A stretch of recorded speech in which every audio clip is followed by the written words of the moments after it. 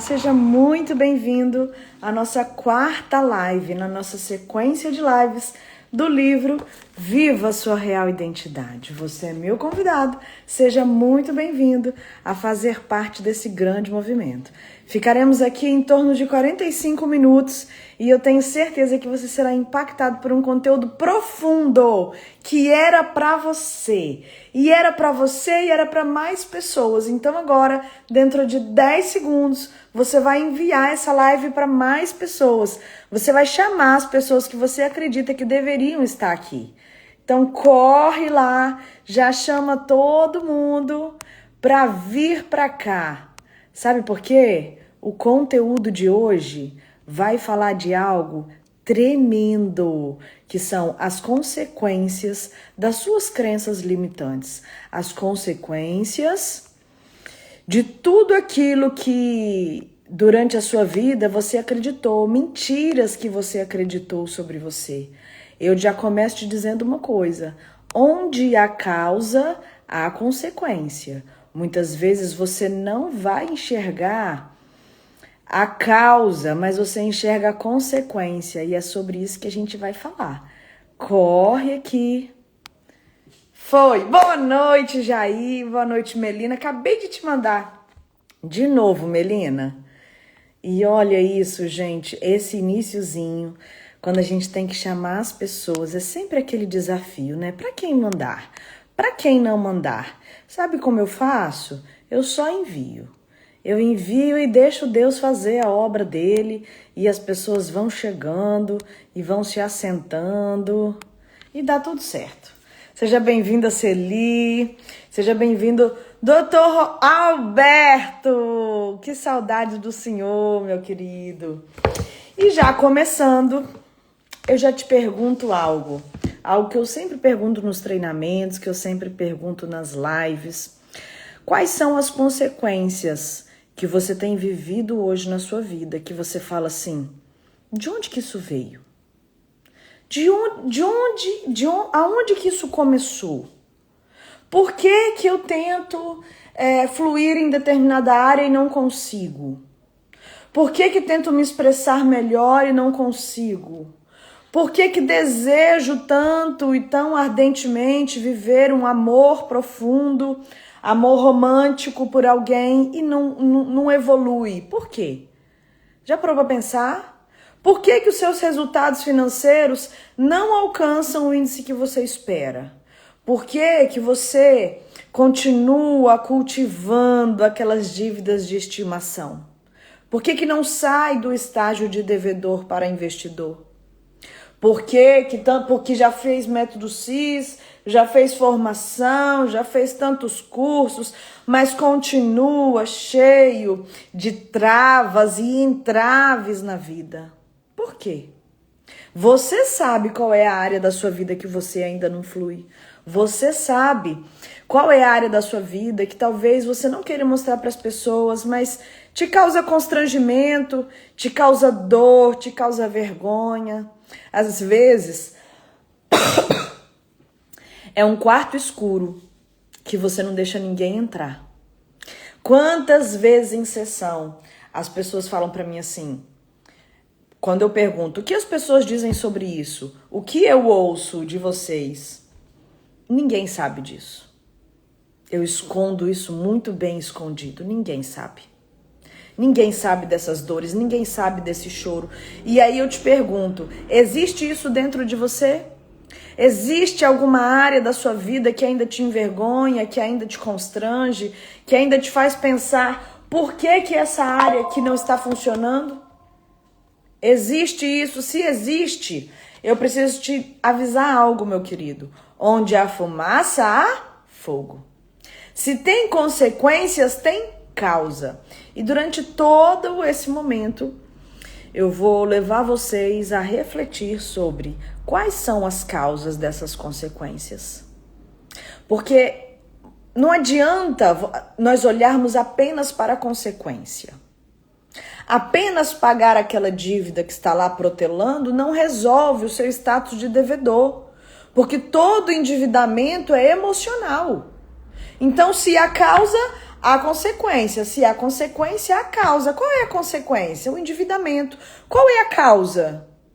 Ah, porque naquele mês eu estava meio triste, gastei a mais. Será? Pode ser. Ou pode não ser. Pode ser apenas porque o seu crédito estava liberado. E aí eu peço para que você olhe para dentro de você mais uma vez. Se você tem aquele objetivo, talvez, e aí eu falo de mim também, aquele objetivo assim, praticar exercício físico, alimentar melhor, reduzir açúcar, reduzir gordura. Já parou para pensar por que em alguns momentos você faz acordos com você, mas eles não vão para frente? Você promete coisas para você mesmo que você não consegue cumprir? Onde há consequência, há causa. Para aí para pensar. Você já parou para pensar? Boa noite, Ingrid. Que tudo é colheita. Tudo vai gerar uma consequência e essa consequência nós vamos chamar de colheita a partir de agora, tá? Tô botando minha água para beber. Falando de água, eu já tô botando minha água. Qual que é a definição de consequência? De forma bem clara, existem consequências positivas e consequências negativas. E isso é óbvio, né? A consequência positiva, ela vai te trazer um crescimento, alegria, paz, prosperidade, leveza. A consequência negativa, ela vai te trazer dor, arrependimento, estagnação, problemas, autossabotagem, culpa. Ela vai te gerar também procrastinação. Já falamos nas lives anteriores que a procrastinação, ela é um reflexo da autossabotagem. Você procrastina para se sabotar, sempre. Existem as consequências também que são imediatas. Por exemplo, não paguei determinada conta. O que isso vai gerar? Imediatamente você pode ter um crédito restrito. Imediatamente você pode ter problemas financeiros. Existem consequências que são a longo prazo. E essas são ainda mais imensuráveis. Por quê? Porque a consequência a longo prazo, ela vai ser uma saúde que talvez você não tenha quando precisa. A consequência a longo prazo, ela vai ser também um desgaste no relacionamento. É uma consequência a longo prazo. Uma consequência a curto prazo, isso pode ser, por exemplo, não estudei para a prova, tirei uma nota baixa. E se você não estudar o ano todo, qual é a consequência a longo prazo? Reprovação. Perder oportunidades. E aí eu me lembro de uma vez que eu recebi um convite, olha isso, não sei se eu já contei isso pra vocês. Eu recebi um convite para fazer um curso de 3 meses, não, um curso de 1 mês, lá na Suíça, para estudar teologia na Suíça. Só que, o que eu não tinha? O que precisava ter eu não tinha? O curso estava de graça, tá? E eu ia ficar dentro da faculdade no internato. Então, eu não ia ter custos ali, eu só ia ter custos pessoais. Mas a alimentação e moradia era por conta deles. Eu só precisava pagar a passagem para a Suíça para estudar 1 mês de teologia, que é a minha formação acadêmica. E a Suíça é um lugar, assim, onde todos os teólogos querem estar. Só que o que eu não tinha? Eu não tinha inglês. E aí eu te pergunto, meu querido, você teve a oportunidade de estudar inglês? Não sei, mas eu tive a oportunidade de estudar inglês porque papai pagou inglês para mim, porque mamãe e papai investiram em inglês de qualidade para mim. Mas eu estudei? Eu não estudei. Então a consequência é para quem? A consequência era minha mesmo. Uma consequência a longo prazo. Quando eu fiquei adulta, eu também tive a oportunidade de estudar inglês. Mas eu estudei inglês? Não. Então, o meu inglês não é nem médio. O meu inglês é básico e eu sobrevivo e eu... Ah, não tá conseguindo conectar? Se tiver com algum problema no áudio, vocês me falam, tá? Eu sobrevivo com inglês, assim, meia boca. Mas eu perdi essa grande oportunidade de estudar um mês de um curso de extensão em outro país, conhecer outra cultura, viver lá, às custas da faculdade, pagando apenas minha passagem, porque eu não me atentei para uma consequência a longo prazo, para uma consequência distante. E aquilo que a gente fala assim, depois eu resolvo, e não resolvi. Quando a oportunidade bater na sua porta, ela não vai esperar que você esteja pronto. É necessário que você já esteja se preparando hoje para viver o amanhã. Ainda hoje eu lembrei de uma cena muito interessante quando eu trabalhava ainda no salão, né, e atendia minhas clientes, mas eu já estava estudando sobre inteligência emocional. Eu já tinha feito formação, já tinha feito método CIS, e eu comecei a contribuir na vida das minhas clientes com o meu conhecimento. Muito sim, conversa de cadeira, entendeu? E elas sempre vinham me perguntar alguma coisa e tal. Eu sempre tive essa abertura com elas. Porém, nesse momento, eu tinha um conteúdo a mais para contribuir. E algumas diziam assim, eu não preciso de terapia não, é só vir na Bruna de 15 em 15 dias para fazer uma sobrancelha, ou uma escova, ou qualquer coisa, uma hidratação, que já serve para mim como terapia. E aí eu falava para eles assim, olha, hoje você paga só isso, mas vai chegar um dia que isso vai custar muito dinheiro, tá? Então vocês aproveitem, porque um dia... Não é, Melina? Você já me ouviu falar isso? Um dia isso vai custar muito dinheiro e as pessoas vão pagar muito bem por tudo isso que eu falo com vocês aqui, ó, de graça. E era uma grande brincadeira que eu fazia, mas eu estava no tempo de preparação, com uma consequência positiva a longo prazo. E muitas pessoas na época me disseram assim, nossa, você é doida, você vai trocar o certo pelo duvidoso, você vai arriscar isso tudo, mas você começou a fazer isso agora, será que isso dá dinheiro mesmo e tal e tal? O que eles não sabiam é que eu não estava me preparando naquele momento, o que eles não sabiam é que eu vivi uma vida inteira de preparação. Eu tenho experiências de uma vida inteira de preparação. O que eu estava fazendo ali também não era o que eles estavam vendo, porque eu já tinha feito outros estudos, outros conhecimentos, estudado outras coisas, eu já estava imergida naquilo. Mas ninguém sabia. Então, quando eu surgi como coach, muitas pessoas criaram interrogações, mas essa era uma consequência positiva que eu estava colhendo de um longo tempo de investimento. Não era algo assim totalmente do nada e nem por acaso, não era algo sem pensar, não, eu sabia exatamente o que eu estava fazendo, o risco que eu estava correndo, porque tinha um risco. Eu sabia que se não fosse daquela maneira, eu nunca ia romper nisso. E hoje, graças a Deus, eu consigo olhar para os meus resultados financeiros, para os meus resultados de produtividade, para os meus resultados de entrega, para os feedbacks e agradeço a Deus. Agradeço a Deus por ter começado tão antes, por ter feito psicanálise lá atrás. Eu agradeço a Deus por não ter feito psicologia como eu queria. Gente, eu não sei por que Deus não permitiu que eu fizesse psicologia, tá? Não sei por quê. Tem tudo a ver com a minha profissão de hoje, porém eu acredito que eu iria por um outro caminho, porque Deus realmente falou, bradou no meu ouvido assim, ó, não vai fazer psicologia, vai fazer teologia. E na hora eu não entendi nada, eu só falei assim, Deus, se é o Senhor vai tocar no coração do meu pai e que vai me liberar para isso. Eu tinha 18 anos, né, gente? Eu precisava dessa liberação. E aí Deus falou com meu pai também e nós fizemos um acordo ali e aconteceu. Mas eu não imaginava que a teologia me levaria para isso. Eu não imaginava que a psicanálise me levaria para esse caminho. E foi uma construção a longo prazo. Essa é a minha história. Mas eu tenho certeza que você tem histórias maravilhosas também.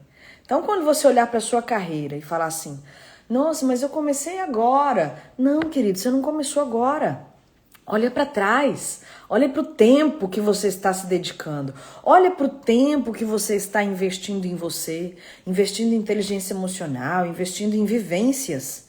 Investindo em conhecimento sobre a vida. sabe? É um conteúdo enorme que só você tem. É algo específico seu para contribuir com o mundo. E isso tudo é maravilhoso. O nosso cérebro, ele está viciado em olhar para o negativo. Por quê? Porque nós fomos criados, o nosso cérebro foi criado para nos manter vivos. E para nos manter vivos, é mais importante para o cérebro saber qual é o perigo do que qual é a parte boa. Então, se aqui tem um perigo, seu cérebro vai falar, epa, peraí, aqui não. Vai por aqui, que aqui é mais seguro. Entendeu? Naturalmente, nós vamos olhar para o ponto negativo. E você já pensou em várias consequências negativas que você colheu aí. Só que eu te convido hoje a também olhar para os lados positivos disso tudo.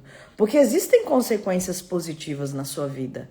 E eu tenho certeza que se você parar um pouquinho para pensar, você vai conseguir colher cada uma delas. E são preciosas. Porque coach tem um monte, mas você é precioso. Professor tem um monte, mas você é precioso. Contador tem um monte, mas você é precioso. No que você faz, você é precioso. E o que tem de precioso? Não é o que você estudou. O que tem de precioso é aquilo que você viveu. São as experiências que você adquiriu no caminho. Isso é precioso. É o seu repertório, é a sua carreira, é a sua rodagem, são suas horas de voo. São suas horas de voo que você tem como precioso, porque a parte do conhecimento, você vai lá, estuda e adquire. Agora, a sua vivência, aceitar passar pelo que você passou, aceitar se adaptar talvez numa outra cultura, num outro estado, ou em um outro ambiente, um outro ecossistema, mudar tudo, mudar de igreja, mudar tudo. Esse preço que você pagou, você vai colher a consequência dele a longo prazo. Faz sentido para vocês? Vai dando um joinha aí, ó. Existem também as consequências naturais e as consequências espirituais. Quais são as consequências naturais? Consequência natural é ação e reação. Fez, levou, não fez, não levou, são consequências naturais. O que são consequências espirituais? Consequências espirituais, elas estão relacionadas a leis divinas. E aí nós temos a lei da semeadura, nós temos a lei da bênção e maldição, que algo de ruim que você fizer na sua vida hoje, até a sua 4ª geração colhe as consequências disso. Mas o que você fez de bênção, o que você gerou de bênção, até a sua 10ª geração colherá. Isso são consequências espirituais. E as leis espirituais, elas são imutáveis. Na lei natural, você pode bater, ofender, agredir alguém e a pessoa não reagir. Então tem um contraponto, porque vai depender de quem recebeu. Na lei divina, a lei de Deus, só Deus pode mudar. Porque ele é que fez a lei. Então ele pode mudar o que ele quiser, né? Ele diz assim que nele nós plantamos e colhemos até onde não plantamos. Então ele pode mudar a regra. Ele é o dono de tudo e tá com ele o negócio e é isso aí. Mas é importante que você lembre que essas leis existem, que essas consequências existem. Que o que você faz hoje, ou o que fizeram no passado com você, eles vão gerar consequências para sempre. E aí eu te digo assim, o quanto que você está disposto hoje a dizer mais um chega na sua vida? A falar mais uma vez que acabou em você. Que aquela consequência os seus filhos não vão colher, que os seus filhos não vão cair no mesmo erro que você caiu. Que se você cometeu determinado erro na sua vida pregressa, os seus filhos não vão colher isso. O quanto que você está disposto a eliminar a culpa da sua vida, a abrir mão de todas as suas crenças disfuncionais, o quanto que você está disposto a se humilhar. Estou falando de humilhação. Sabe por quê? Para se tornar humilde, você tem que se humilhar. O quanto que você está disposto a se humilhar diante daquelas pessoas que você fez o mal. Porque isso quebra a maldição. A auto-humilhação, atenção, essa é a primeira frase importante, muito importante. Segunda frase muito importante, a primeira é aonde a fumaça há fogo. Segunda, importantíssima, esqueci. Meu Deus do céu, fugiu da minha mente. Enfim. Gente do céu, socorro. Será que minha mente tá cansada? Um pouquinho só, mas eu me perdi aqui. Minha mente foi assim, ó, e voltou. Exatamente. Senhor da glória. Depois eu tenho que ver a live de novo. Auto-humilhação. Ai, muito obrigada. A auto-humilhação é a primeira chave para se tornar humilde. A auto-humilhação é o que vai te levar a se tornar uma pessoa humilde de verdade. É necessário se auto-humilhar. Eu demorei a entender isso. Porque eu achava que humildade era apenas você ser aquela pessoa que não tem apego às coisas materiais. Eu pensava isso.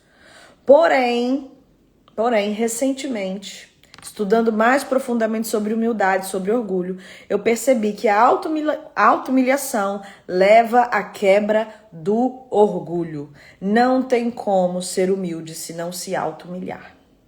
Isso quer dizer que você vai até ter razão, mas vai ser necessário percorrer o caminho da auto-humilhação.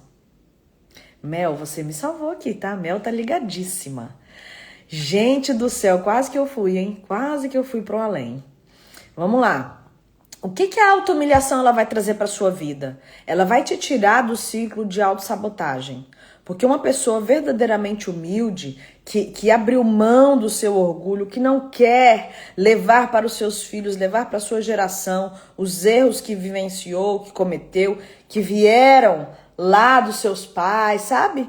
Aquilo que é geracional, às vezes uma família corrupta, às vezes uma família que teve muito adultério, às vezes uma família que teve muitas perdas financeiras, né? Muitas pessoas faliram, tudo aquilo que veio, sabe? É uma consequência terrível de vidas de outras pessoas que você vai carregar. Vovô quebrou, papai quebrou e talvez você esteja na iminência de quebrar. Vovô era alcoólatra, papai era alcoólatra, talvez você esteja na iminência de se tornar um alcoólatra. Entende?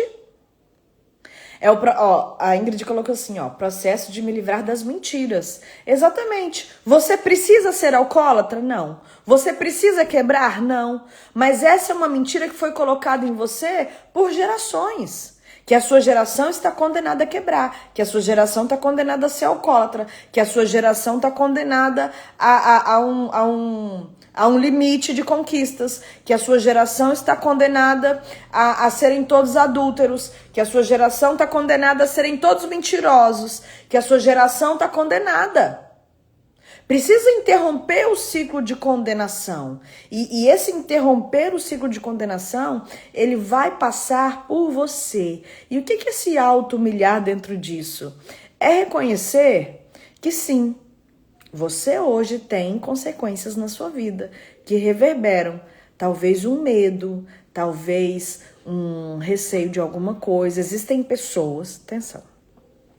Existem pessoas no seu caminho que você vai precisar fazer o caminho de volta e pedir perdão. Reconhecer que nessa área você é falho. Isso é se auto-humilhar.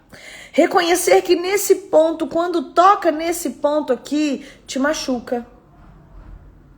Reconhecer que todas as vezes que você se deparou com situações como essa, você se sentiu vulnerável, se sentiu tentado. Recentemente eu ouvi um relato de uma senhora falando assim, antes do meu casamento acabar, muitas vezes eu falei com meu marido que diante de determinada situação eu me sentia tentada em relação a uma outra pessoa. Isso é se auto-humilhar. Porém, faltou a autorresponsabilidade desse parceiro de contribuir para que aquela situação não evoluísse. E aí, enfim, o casamento se desfez. Mas ela também não sabia de tudo disso. E nem o ex-marido sabia de tudo disso. Hoje você sabe. Pablo, é necessário se arrepender e arrepender a partir de agora. E repreender todo o mal na nossa vida. A gente repreende na medida em que a gente se arrepende. E a gente clama ao Senhor Jesus que venha e que traga sobre nós o bálsamo, o refrigério e nos livre de todo o mal. Mas esse ciclo de autossabotagem, ele encerra no momento em que eu me arrependo. No momento em que eu peço perdão pelos pequenos erros. No momento em que talvez é o momento em que você peça perdão por tantas vezes ter visto uma situação e ter julgado. Ter julgado de forma pesarosa. Sabe por quê? Os nossos pais não sabiam disso.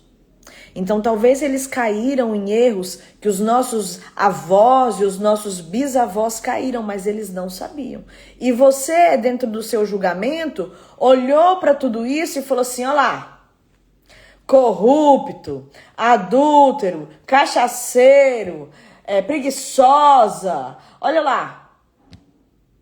E nesse julgamento excessivo, você acabou se condenando porque você fez um elo de responsabilidade de repetir o mesmo padrão causado pelas suas fraturas emocionais. É necessário voltar lá e se auto-humilhar. Mamãe, papai, vovó, filhinho, titio, filhinho, você ouviu eu falando mal de vovó há tanto tempo, mas eu estou aqui me humilhando diante de você e repreendendo isso e falando para você, eu fiz errado. Eu não deveria ter falado assim dele, porque eu não vivi a vida dele. Ele ou ela viveu uma outra vida, um outro tempo, outras circunstâncias e eu julguei errado. É chegar para o papai, para a mamãe, para a vovó, para quem quer que seja. Que seja próximo e se auto-humilhar e pedir perdão, sim, pelas coisas que você falou. Por aquilo que você nem sabia. Que era já uma maldição hereditária que você estava repetindo. Mas assim, vamos lá. Alguém errou primeiro, né? Adão e Eva erraram primeiro. Mas no passar do tempo, eles acertaram muitas coisas e erraram outras tantas coisas. Você precisa saber de tudo que os seus pais erraram, de forma geracional, de tudo? Não, você não vai saber. Porque existem segredos guardados a 7 chaves. Segredos que talvez você nunca descubra. Porém, se existe consequência, existe causa. Então é necessário, sim, que você olhe para isso com coragem, verdade e humildade. E decida dar o seu chega. Acabou em mim. Ó, Patrícia colocou aqui. E quando não sabemos o que aconteceu na geração passada, é exatamente isso que a gente está falando. Você não vai saber de tudo, Patrícia. Você não vai saber de tudo. Mas olhando para a sua vida, você consegue alucinar. Suponhamos, você passa por uma situação X... Você percebe que tem alguma coisa ali entre papai e mamãe que também é semelhante, ou na vida do seu irmão, ou na vida de primos próximos, ou na vida de tias, de tios. Olhando para isso, você já imagina um cenário. E olhando para esse cenário, você decide quebrar essa maldição. E você determina ali que aquele ciclo de autossabotagem, de procrastinação, de mentira, de quebra, de falha, está encerrado. Mas não é só decidir e se arrepender e se auto-humilhar. É necessário também agir diferente. Sabendo que esse é um ponto de tensão. Sabe? Sabe quando você quebra um osso? Você tem um osso e você quebra um osso. A chance de você quebrar esse mesmo osso no mesmo lugar é grande. Porque já é uma área frágil. Entende? Já é uma área de fragilidade. Então, por que eu tô falando isso pra vocês? Porque muitas vezes você vai precisar lembrar qual é o seu ponto de fragilidade para fugir dele. Se você já caiu dentro desse erro, foge dele, porque senão você vai ser arremessado para lá de novo. Bruna, o meu sonho era ser diferente dos meus pais, mas eu não consegui. Por quê? Porque existe um osso quebrado dentro dessa família. E o osso vai tender a quebrar no mesmo lugar. Então você precisa saber qual é o ponto de fragilidade. Qual é a área que você continua caindo? Qual é o erro que você continua cometendo? Para que não cometa mais. Para que se arrependa profundamente. E lá na página 131, ele fala assim, ó. Ciclo de autossabotagem. E eu vou explicar para vocês esse ciclo de autossabotagem. Por quê? Porque o nosso tema de hoje é identifique as consequências e vença-as enquanto há tempo. Lembra do caso que eu contei? Daquela senhora que avisava o ex-marido muitas vezes que nesse ponto ela se sentia tentada, mas que o marido não se preocupou com isso, não ajudou, também não contribuiu, e a pessoa também não vigiou e acabou caindo ali naquele ponto. Então, para aquele casal não teve mais jeito. Eles realmente se separaram, eles se machucaram muito, eles se fraturaram muito no decorrer do tempo e não teve mais jeito. Mas para outros tantos casais houve tempo, houve chance, houve solução. Então, existem pontos da sua vida que você precisa parar para pensar hoje, que ainda tem jeito de resolver, que ainda tem solução para isso. E eu quero que você reflita no ciclo de autossabotagem. Qual que é o primeiro ciclo? Qual que é o primeiro ponto? Peraí. Vou mostrar para vocês. Como que as pessoas se viciam emocionalmente? Como, Bruna? Eu faço muito esse exemplo, mas eu esqueci meu outro copo. Ó, fazer aqui, ó. Nesse copo. Decora, hein? Decora. As pessoas que têm uma dependência emocional, que vivem um vício emocional, elas fazem da seguinte forma. Existe o copo do vício. E esse copo do vício é cheio de vômito nojento. Nojento. Aqui, quando eu estou desnutrida emocionalmente dentro desse vício, eu vou dar um nome. Por exemplo, vício em ser criticada. Porque, gente, isso é um exemplo, tá? Não é um fato real. Quando existe uma dependência emocional, um vício emocional, eu vou exemplificar aqui como vício de ser criticada. Olhando para papai e mamãe. Mamãe tinha o vício de ser criticada também. Não é a minha mãe. É um exemplo, pelo amor de Deus. Para ser criticada, quem é que eu vou acionar? Eu vou acionar quem está mais perto de mim, que tem potencial de ser crítico. E quem no meu caso seria? Seria meu esposo. Então eu provoco ele, jogo aqui, ó, coisas que eu não gosto de fazer, mas que eu sei que se eu fizer ele vai me criticar. Então eu deposito aqui a crítica, o motivo, e dou pra ele. O que ele faz? Toma. Ó, toma. Isso é indigesto, é ruim. É mal, ele não gosta, agride, desonra, é horrível. O que ele faz? Ele vomita. Aí ele vem aqui, ó, vomita, crítica. É sempre desse jeito. Você é assim, você nunca vai mudar. Pra que fazer esse tanto de curso que não muda nunca? Tá aqui, ó, crítica. Eu, a viciada na crítica, personagem, tudo que eu queria era receber essa crítica. Porque em partes pode ser o que eu também acredito. E eu preciso disso, que isso é a dependência emocional. O que eu faço? Tomo a crítica. E quando tomo a crítica, o que isso reverbera dentro de mim? Isso me traz o personagem de vitimização. Coitada de mim.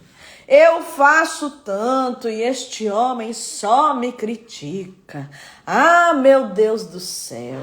Como que pode ser tão injusto? Como que pode não ver tudo o que eu faço por ele? Na verdade, o que eu estava era desnutrida do vício. E provoquei para ser criticado. Porque em um momento natural, onde, barriguinha cheia, tomei o vício, fui criticada. tomei o vício, barriguinha inchada. No outro dia, não faço nada daquilo. Não implica, não faz as coisas que desonram, não fala de forma grosseira, não faz nada. Entendeu? Por quê? Porque já está nutrido emocionalmente. Passou 3, 4 dias, desnutriu de novo. O que vai fazer? Um monte de coisas para provocar essa crítica. Aí ele vai tomar, vai vomitar e eu vou beber. Os dois são viciados. Todas as pessoas que têm vício em criticar são viciadas em serem criticadas. Todas as pessoas que têm o vício e são viciadas em crítica, elas também são vítimas sofredoras. Porque o personagem que você vai trazer sempre vai ser da vitimização. Como o Ingrid colocou aqui, ó. É vitimismo. O vício... Mas ó, gente, toda pessoa que é crítica, ela tem vício de ser criticada. É sempre assim. Vício em confusão. Tá tudo bem. Mas tem que gerar uma confusão. Tem que gerar um furdunço. Tem que gerar uma gritaria. Tá tudo certo. O que a pessoa vai fazer? Ai, tá tudo tão bom. Deixa eu jogar um negocinho aqui, ó, pra fazer uma confusão aqui e dá pro outro. Aí o outro vomita aqui, tudinho de novo, e você bebe, porque você provoca o outro para fazer a confusão. Bruna, que horror, mas eu não sou assim. Ok, vocês dois são viciados. Os dois são viciados. Uns mais, outros menos. Como que a coisa acaba? Lá na página 131. A Camila, ela usa esse exemplo do vício de crítica também, porque era um desafio dela. E ela fala assim, ó. Primeiro passo, eu faço algo que eu sei que irrita ou magoa o Paulo. Paulo Vieira, marido dela. Segundo passo, Paulo fica chateado comigo. Terceiro passo, aí é que o jogo muda. Lembra da auto-humilhação? É aqui que o jogo começa a mudar. Peço perdão a Camila. Peço perdão. Reconheço que poderia ter agido diferente. Queridos do céu, em nome de Jesus, não acredite na mentira do mal que vai te dizer que deixa que depois passa, porque não vai passar. Não vai passar. Vai guardar ali, ó, aquela marmita velha, vai para dentro do fogão. E depois, quando você abrir esse fogão, vai estar podre. Que é a pior das hipóteses. Essa marmita velha vai para dentro da geladeira. E a geladeira, ela conserva por um tempo. Só que você esquece aquilo lá dentro por muito tempo. Porque não dá mau cheiro. Tá tampado. Se tivesse no fogão, pelo menos você ia sentir o cheiro rápido. Mas na geladeira você não sente. E aí aquilo vai gerando consequências na sua vida sem você perceber. Então não existe vocês se perdoam. Ah não, a gente vai deixando e depois de uma semana a gente nem lembra mais. Lembra. Deixa isso pra lá e tá tudo bem. Mentira sua e mentira dele. Porque o negócio vai esquentando, que quando derruba a casa toda e aí às vezes não tem mais o que fazer. Esse tempo, enquanto há tempo, às vezes perdeu tempo. Porque não resolve as coisas. Joga lá dentro, ó, da geladeira. Vai entulhando aquele monte de marmita de comida podre dentro da geladeira sendo guardada e não resolve nada. Depois não tem mais comida na geladeira, só tem marmita podre. E aí quando for abrir lá o relacionamento, alguém vai falar assim, gente, mas acabou. Ninguém nem imaginava que tava ruim. Lógico que não imaginava. Um monte de marmita ruim dentro da geladeira. E quando abriu não tinha mais nada de bom. Só restou as coisas ruins que vocês não resolveram. Mas hoje, aqui nesse momento, você está aprendendo como não viver dentro dessa realidade. E para isso vai ser necessário pedir perdão, reconhecer. Bruna! Mas ele errou mais do que eu. Tudo bem, bonitinha, bonitinho, tudo bem. Ele pode ter errado mais do que você, ela pode ter errado mais do que você, mas você também errou. E você não vai pedir perdão pela parte do outro, você vai pedir perdão pela sua parte. Talvez, dentro da história, o que você falou, você tinha razão, mas a forma como falou não foi adequada. Talvez a forma como você falou levou mais para briga do que para resolução. Então você vai pedir perdão pelo quê? Todo mundo tem direito de se expressar e tem direito de pensar diferente, pelo amor de Deus. Unanimidade nem Jesus teve, então não busque unanimidade. Faça-me o favor, casamento não é unânime. Outra frase de impacto. Casamento não é unânime, casamento são duas cabeças diferentes pensando para a resolução e construção de algo muito maior. Então não espere unanimidade dentro do seu casamento, não.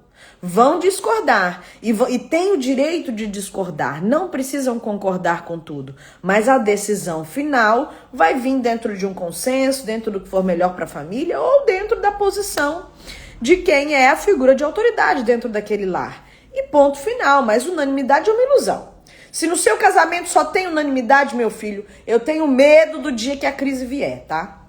Não profetizo crise sobre a sua vida, não, mas eu te digo, não crie essa expectativa, tá? Não crie essa expectativa, por favor, porque senão você vai engolir todos os sapos que te custam para ser unânime, parecer que tá tudo bonito e plástico, e quando as coisas se revelarem que abrir a geladeira, tá cheio de marmita podre, não tem mais nada que preste ali, já perdeu, acabou. Então, abra mão disso, mas dentro de uma discussão, dentro de um desentendimento, dentro de um momento ruim, um momento de estresse, os dois erram. E quem pede perdão primeiro é quem errou mais? Não. Pede perdão primeiro o mais forte. Pede perdão primeiro o mais corajoso. Pede perdão primeiro o mais humilde. Pede perdão primeiro o mais verdadeiro, o com maior inteligência emocional. É aquele que vai falar assim: ei, perdão, eu errei na minha forma de falar, eu fui grosseiro, eu fui grosseira, eu te cutuquei pra você me criticar, ou eu fiz isso e eu sei que te desonra, não sei por que eu fiz, mas prometo buscar uma mudança e uma melhora nisso. Esse é o que pede desculpa. E se o outro não aceitar, o problema é dele, é você que tá pedindo desculpa. E se o outro, e se ele vier pra cima de mim igual um bicho? Queridos, os dois são viciados. Talvez é isso que vai acontecer. Até que ele se cure, até que ela se cure, talvez é isso que vai acontecer. Mas o que é que você decide na sua vida? Eu estou trazendo aqui casos de relacionamento homem-mulher ou conjugal, porém, essa relação é a mesma quando é pai e mãe, você com seu pai ou você com a sua mãe, irmãos, sócios, mãe e filhos, filhos e mãe, mesma coisa.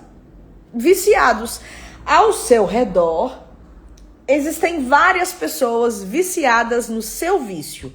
E sabe quem viciou elas? Você mesmo. Sabe quem pode levar a cura para o seu lar e para os seus relacionamentos? Você também. Simples assim. Terceiro passo, lembra? Pedir perdão, reconhecer que podia ter feito algo diferente. Quarto passo, passa um tempo bajulando, entre aspas, e fazendo todas as vontades dele. O que isso quer dizer? Isso quer dizer dar outra face, meu amor.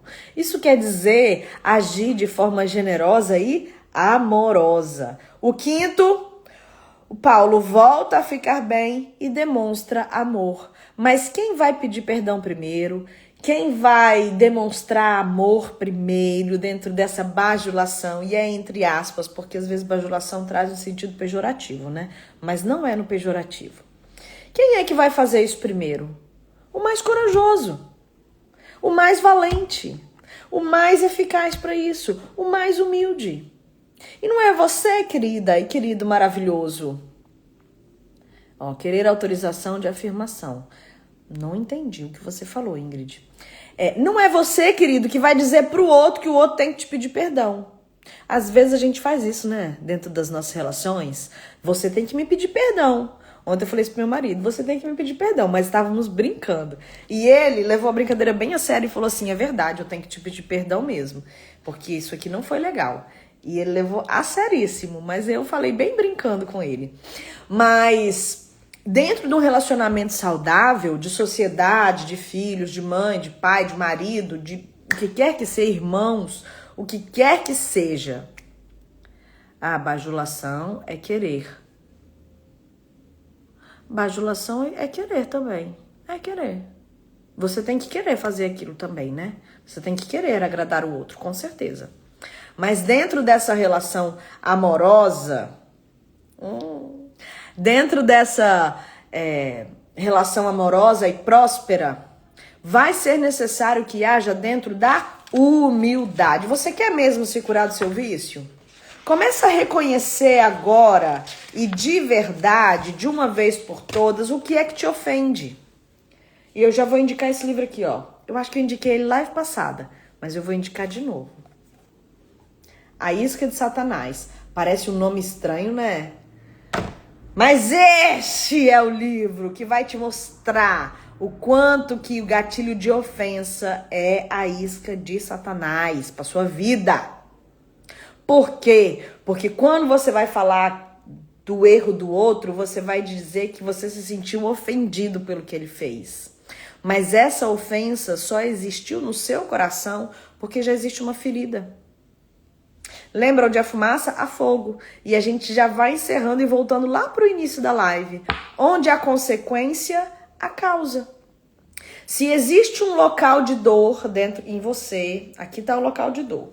Essa pintinha aqui, ó, aqui é o local de dor. E isso dói. Se eu mexer aqui, dói aqui. Se eu mexer aqui, dói aqui. Às vezes o que a pessoa fez não tem nada a ver com o que você está pensando. Mas você se sentiu criticada. Por quê? Porque essa é a isca de Satanás, esse é o seu gatilho de ofensa. Às vezes o que a pessoa fez não tem nada a ver com mas o que pode ser? Com te constranger, te humilhar ou te trair. Mas aonde é o seu local de dor, aonde você se sentiu rejeitado, ali é um osso que já foi quebrado. E que muitas vezes ele pode quebrar no mesmo lugar, porque é um ponto de fragilidade. Entende? Lembra que o ponto de fragilidade às vezes pode ser por coisas que você viveu ou que os seus antepassados viveram, que você precisa ter atenção, precisa ter foco, precisa olhar, precisa fugir. É necessário, queridos, vigilância o tempo todo, meu amor. Não é de vez em quando, é sempre. E de onde vem o vício? Vamos lá, de onde vem o vício? De onde surgiu? Aprende isso, ó, página 138. Aqui tem a sequência de onde vem o vício, eu vou te mostrar. O vício, ele vai vir lá daquela rejeição. Lá daquela fratura emocional lá de trás, papai e mamãe. Lembra da live passada da rejeição? A maior de todas as dores. Você vai ver a live número 3 e você vai ouvir só sobre rejeição. Lá na live 3, que aprendemos sobre rejeição, você viu que você tem pontos de fragilidade, que são fraturas e feridas emocionais. Essas feridas, elas vão se transformar em orgulho. Por quê? Porque o orgulho é o band-aid desse câncer. Você cura câncer com band-aid? Me fala. Você cura câncer com band-aid? Não cura. Você cura osso quebrado com band-aid? Não cura. O orgulho, ele é o band-aid que você acredita que ele vai resolver aquilo ali. Mas ele só está escondendo um problema. Quando vem o gatilho de ofensa e você é ofendido exatamente naquele ponto aonde você já viveu aquela experiência ruim do passado, o que acontece na sua vida? O band-aid estoura. Ai, meu Deus do céu, o band-aid estoura. E aí não sobra pedra sobre pedra. Sabe por quê? Porque é aí que está o vício. O vício se manifesta como uma reação desse gatilho de ofensa. O gatilho de ofensa é uma resistência e uma resposta ao orgulho. O orgulho é o band-aid que você colocou para esconder as suas feridas emocionais. As feridas emocionais foram causadas por um processo de rejeição. E quem foi que fez isso com você? Quem foram as primeiras pessoas lá da sua infância que feriram, agrediram, humilharam, duvidaram, te fizeram acreditar que você não era capaz, acreditar em mentiras? Pessoas que te traíram, papai, mamãe, pessoas que abandonaram, pessoas que foram injustas na hora de julgar algo entre você e seus irmãos, talvez. Quem foi injusto com você? Vem deles e é para eles que você vai olhar agora, porque é necessário perdoá-los. O caminho do perdão é o caminho de eliminar essas consequências. Existe um perdão que eu falei com vocês que é a auto-humilhação. É quando eu peço esse perdão às pessoas. Mas tem um outro perdão que é um perdão cedido. É quando eu perdoo sem ele nem mesmo ter me pedido perdão. Isso era uma outra dúvida minha, da minha adolescência. Como é que eu vou perdoar quem não me pediu perdão? Isso é o mais alto nível de humildade. É quando eu perdoo sem que eles estejam arrependidos. E eu peço para que você olhe para Jesus agora. Gente, essa live era para 45 minutos, mas eu não consegui. Sorry. Eu peço que você olhe para Jesus agora. Olhe para Jesus. Lembra o que Jesus fala na cruz? Lembra? Jesus falou assim: Pai, perdoa. Eles não sabem o que falam. Perdoa, Deus. Eles não sabem o que falam. E quantas vezes Jesus te perdoou? Quantas vezes Deus Pai te perdoou? Quantas vezes você acionou o perdão divino dentro da sua incapacidade humana de ser santo? Você acionou o perdão divino, mas é incapaz de perdoar o outro. Você não merecia ser perdoado por Deus, mas Deus te perdoou. O outro não merecia ser perdoado por você, mas não é uma questão de merecer. Quem precisa desse perdão é você mesmo. Você precisa liberar, porque quando eu libero o perdão, isso aqui é a ofensa. Ela tá aqui junto comigo, agarrada em mim. Quando eu libero o perdão, mesmo sem o outro pedir esse perdão, eu tô abrindo mão disso, eu tô livre. Essa liberdade no espírito, essa liberdade de vida, essa liberdade em Deus é o que te torna uma pessoa melhor, uma pessoa leve. Sabe aquela pessoa pesada? Ela tem que perdoar demais. Como é bom estar do lado de pessoas leves, meu Deus do céu, que maravilha que é estar do lado de pessoas leves, pessoas que perdoaram sem o outro precisar pedir perdão. E esse é o caminho da vitória, esse é o caminho de acabar com as consequências ruins. Quer eliminar vícios emocionais? Perdoe aqueles que não tiveram condições de te pedir perdão. Perdoe aqueles que até já te pediram perdão, mas você não conseguia perdoar. Perdão é decisão. Perdão é amor, amor próprio. Perdão é amor a Deus. Perdão é amor próprio. Perdão é amor pelo outro. Mas você está focando só em amar o outro. O perdão começa aqui, ó. Porque se eu não perdoo os meus ofensores, ele não vai me perdoar e eu não vou acessar o amor dele por completo. Faz sentido para vocês? É necessário perdoar aquelas pessoas para se libertar dos vícios emocionais, para se libertar das fraturas, para permitir que as suas fraturas sejam curadas, sejam saradas. É necessário acionar esse perdão que não foi pedido, mas que vai ser doado, para que você encontre a liberdade e a leveza para realizar os seus sonhos, queridos. Você é um ser ilimitado pelo amor de Deus. Você pode alcançar coisas grandiosas, mas as suas crenças e a sua falta de perdão te segura para baixo, como um balão que quer voar com uma rota destinada e você não deixa, correndo um risco desse balão estourar e simplesmente você não ter visto nenhuma paisagem. Sabe por quê? Porque você ficou naquele mesmo lugar, você ficou no mesmo quarto escuro, você ficou na mesma zona de dor, você ficou na mesma zona de crítica, de mentira, de coisas ruins que aconteceram na sua vida. E talvez você nem consiga perceber o quanto que a sua vida permaneceu no mesmo lugar. A vida é breve. E há quem diga que é um sopro, e é quase isso mesmo. Ela é muito breve. A vida da forma como nós conhecemos, ela é muito breve. E a vida eterna, aí ela é eterna. Nessa brevidade da vida, nós construímos a eternidade com Cristo. Na brevidade da vida, nós construímos a eternidade com Cristo. E se você não perdoar? E se você disser, não, eu não perdoo porque ele foi muito mal, porque... Tá tudo bem, meu filho, ele foi mal mesmo. Mas é tão imundo, é tão ruim, é tão mal, ou talvez já até morreu, ou era, que não conseguiu se arrepender. Mas não depende do outro, depende só de você. O quanto que você tem investido na construção do seu caminho na eternidade. O quanto que você tem investido na construção da sua vida eterna com Jesus.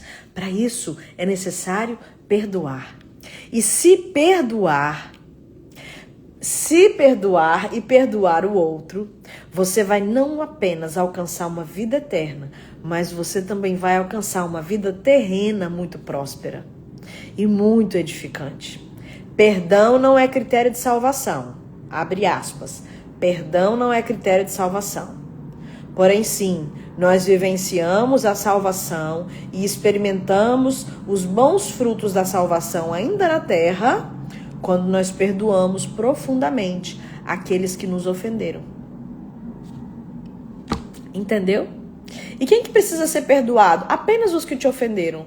E por que te ofenderam? Porque tinha uma raiz de rejeição. Por que tinha uma raiz de rejeição? Porque um outro ofendeu antes daquele que está ofendendo agora. Então volta. É um padrão repetitivo e é fácil voltar. É fácil voltar. Essa live em especial eu vou encerrar orando, com a permissão de vocês. Eu vou encerrar orando e entregando esse momento ao Senhor, porque eu tenho certeza que Deus vai continuar falando no seu coração. Quais são as pessoas que precisam ser perdoadas? Quais são as zonas onde ainda existem gatilhos?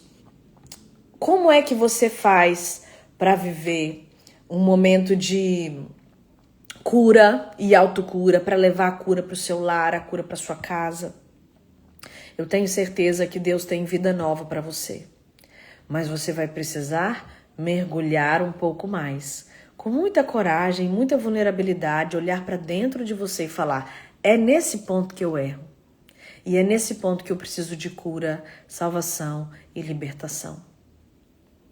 São essas consequências que precisam ser eliminadas antes que seja tarde demais. Vamos orar?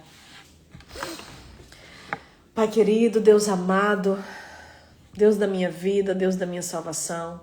Deus, como eu estou feliz hoje, Jesus, por ter podido fazer essa live, mesmo diante de tantas coisas e tantas situações. Deus, neste momento, Pai, todos aqueles que estão ouvindo e aqueles que ainda vão ouvir, eu peço para que o Senhor os alcance neste momento com poder e grande glória, gerando sobre eles um nível de consciência elevado, gerando sobre eles, Pai, um nível de abertura, Pai, do subconsciente, para que eles consigam acessar quem são as pessoas que precisam ser perdoadas, quem foram as primeiras pessoas que viciaram eles, Deus, quem são as pessoas ao seu redor que eles viciaram no tempo presente. Mostra para eles, Jesus, o caminho da cura, o caminho do perdão, o caminho da auto-humilhação, aonde toda culpa é eliminada, onde a autossabotagem é eliminada, onde a procrastinação não tem vez. Porque eles conseguem assumir as suas responsabilidades e conseguem assumir as ações que vão levá-los a uma nova realidade. Deus, que em nome de Jesus esse conteúdo continue ministrando e reverberando nos seus corações e que eles possam encontrar um ponto de paz, mesmo em meio a tantas guerras, que eles possam se sentir livres, livres para amar, livres para serem amados, livres para prosperar, livres para crescer, livres para abundar em todas as áreas da vida, livres para serem saudáveis, livres para não repetirem as doenças familiares, livres de toda culpa, todo remorso, toda raiva, todo rancor que se transforma em pedras e cristais nos rins, para que sejam livres de doenças que as emoções possam trazer.